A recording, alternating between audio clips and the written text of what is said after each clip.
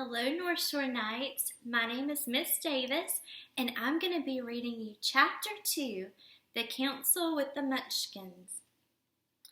She was awakened by a shock so sudden and so severe that if Dorothy had not been lying on the soft bed, she might have been hurt.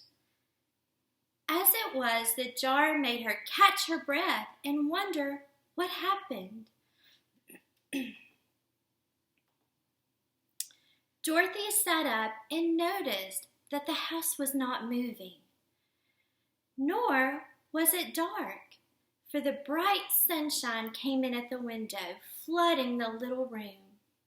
She sprang from her bed and with Toto at her heels ran and opened the door. The little girl gave a cry of amazement and looked about her, her eyes growing bigger and bigger at the wonderful sight she saw. The cyclone had set the house down very gently for a cyclone. In the midst of the country of marvelous beauty, there were lovely patches of green all about. Beautiful flowers were on every hand and birds were rare. A little way off was a small brook, and murmuring in voice very grateful to a little girl who had lived so long on the dry, gray prairies. While she stood looking eagerly at the strange and beautiful sights, she noticed coming toward her were a group of people that she had never seen before. They were not as big as the grown folk she had always been used to, but neither were they small. In fact, they seemed about as tall as Dorothy, who was a well-grown child for her age, although they were, so far as looks go, much older. 3 were men and 1 a woman, and all were oddly dressed. They wore round hats that rose to a small point, with little bells around the brim that twinkled sweetly as they moved. The hats of the men were blue, the little woman's hat was white, and she wore a white gown that hung from her shoulders. Over it, little stars that glistened in the sun and looked like diamonds. The men were dressed in blue, of the same shade as their hats, and wore well-polished boots with a deep roll of blue at the top. The men, Dorothy thought, were about as old as Uncle Henry, for 2 of them had beards. But the little woman was doubtless much older. Her face was covered in wrinkles, her hair white, and she walked rather stiffly. When these people drew near the house where Dorothy was standing in the doorway, they paused and whispered. But the little old woman walked up to Dorothy, made a low bow, and said in a sweet voice, "You're welcome to the land of the Munchkins. We're so grateful to you for having killed the Wicked Witch of the East and for setting our people free from bondage."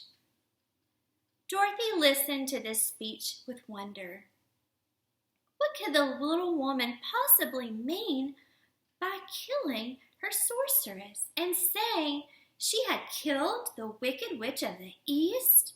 Dorothy was innocent, harmless little girl who had been carried by a cyclone miles away from her home, and she had never killed anything in her whole life. But the little woman evidently expected her to answer, so Dorothy said with hesitation, "You're very kind, but there must be some mistake. I have not killed anything." "Your house did, anyway," replied the little old woman. "And that is the same thing. See?" she continued, pointing to the corner of the house. There were her 2 toes, still sticking out from under a block of wood. Dorothy looked and gave a little cry of fright. There indeed, just under the corner of the great beam the house rested on, 2 feet sticking out, with the pointed toes. "Oh dear," cried Dorothy, clasping her hands. "The house must have fallen on her. What shall we do?" "There is nothing to be done," said the little woman calmly. "But who was she?" asked Dorothy.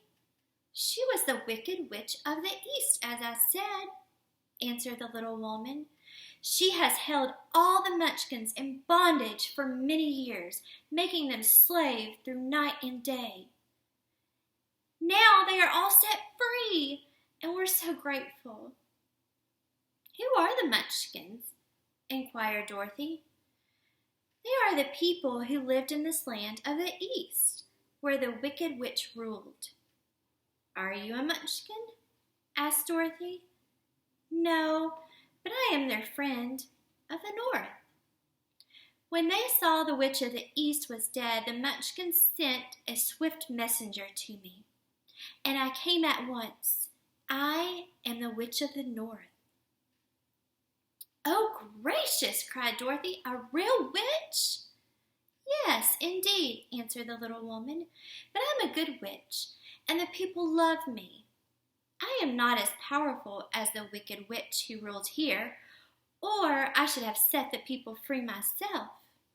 But I thought all witches were wicked," said the girl, who was so frightened. "Oh, no, that is a great mistake. There were only 4 witches in all the land of Oz, and 2 of them, those who live in the North and the South, are good witches. I know this is true, for I am one of them myself and cannot be mistaken. Those who dwelt in the East and the West were indeed wicked witches. But now that you have killed one of them, there is but one wicked witch in all the land of Oz, the one that lives in the West." "But," said Dorothy, "Aunt Em had told me that the witches were all dead years and years ago." "Who is Aunt Em?" inquired the little old woman. "She is my aunt who lives in Kansas, where I come from." The Witch of the North seemed to think for a time, with her head bowed and her eyes upon the ground. Then she looked up and said, "I do not know where Kansas is, for I have never heard of the country you just mentioned. But tell me, is it a civilized country?" "Oh, yes," replied Dorothy. "Then that accounts for it. In the civilized countries, I believe there are no witches left, nor wizards, nor magicians. But you see, the land of Oz has never been civilized. Therefore, we still have witches and wizards." "Who are the wizards?" asked Dorothy. "Oz himself is the great wizard," answered the witch, sinking her voice to a whisper. "He is more powerful than all the rest of us together. He lives in the City of Emeralds." Dorothy was going to ask another question, but just then the Munchkins, who had been standing silently by, gave a loud shout and pointed to the corner of the house where the Wicked Witch had been lying. "What is it?" asked the little old woman, and looked and began to laugh. "The feet of the dead witch have disappeared entirely, and nothing is left but her silver shoes." "She was so old," explained the Wicked Witch of the North, "that she dried up quickly in the sun. That is the end of her, but the silver shoes are yours, and you shall have them to wear." She reached down and picked up the shoes, and after shaking the dust off of them, handed them to Dorothy. "The Witch of the East was proud of those silver shoes," said one of the Munchkins, "and there's some charm connected with them, but what it is, we never knew." "I am anxious to get back to Aunt Em and Uncle, for I am sure they are so worried about me. Can you help me find my way?" The Munchkins and the witch first looked at one another and then at Dorothy, and then shook their heads. "At the east, not far from here," said one, "there is a great desert, and no one can live to cross it." "It is the same at the south," said another, "for I've been there and seen it." "I am told," said the third man, "that it is the same at the west, and that the country where the Winkies live is ruled by the wicked witch of the west, who will make you her slave if you pass her way."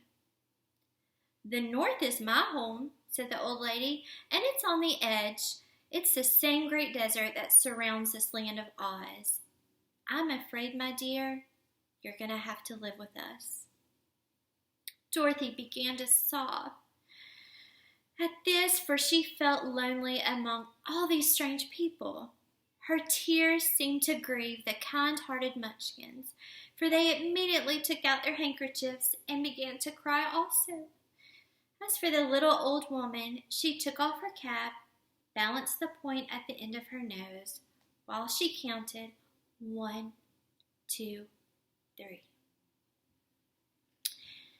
At once the cap changed to a slate on which was written with chalk marks, "Let Dorothy go to the City of Emeralds." The little old woman took the slate from her nose and, having read it, asked, "Is your name Dorothy, my dear?" "Yes," answered the child, looking up and drying her tears. "Then you must go to the Emerald City. Perhaps Oz will help you." "Where is the city?" asked Dorothy. "It's exactly the center of the country, and it's ruled by Oz, the great wizard I told you about." "Is he a good man?" "He is a good wizard. Whether he's a man or not, I cannot tell, for I've never seen him." "How can I get there?" asked Dorothy. "You must walk. It's a long journey through a country that is sometimes pleasant and sometimes dark and terrible. However, I will use the magic arts I know to keep you from harm." "Won't you go with me?" pleaded the girl, who had begun to look upon the old woman as her friend. "No, I cannot do that," she replied, "but I will give you my kiss, and no one will dare injure a person who has been kissed by the Witch of the North." She came close to Dorothy and kissed her gently on the forehead. Where her lips touched the girl, they felt round, shining mark, as Dorothy found out soon after. "The road to the City of Emeralds is paved with yellow brick," said the witch, "so you cannot miss it. When you get to Oz, do not be afraid of him, but tell him your story and ask him to help you. Good day, my dear." The three Munchkins bowed to her and wished her a pleasant journey, after which they walked away through the trees. The witch gave Dorothy a friendly little nod, whirled around on her left heel 3 times, and straightway disappeared, much to the surprise of little Toto, who barked after her loudly enough when she had gone, even to growl while she stood by. But Dorothy, knowing her to be a witch, had expected her to disappear in just that way and was not surprised at the least.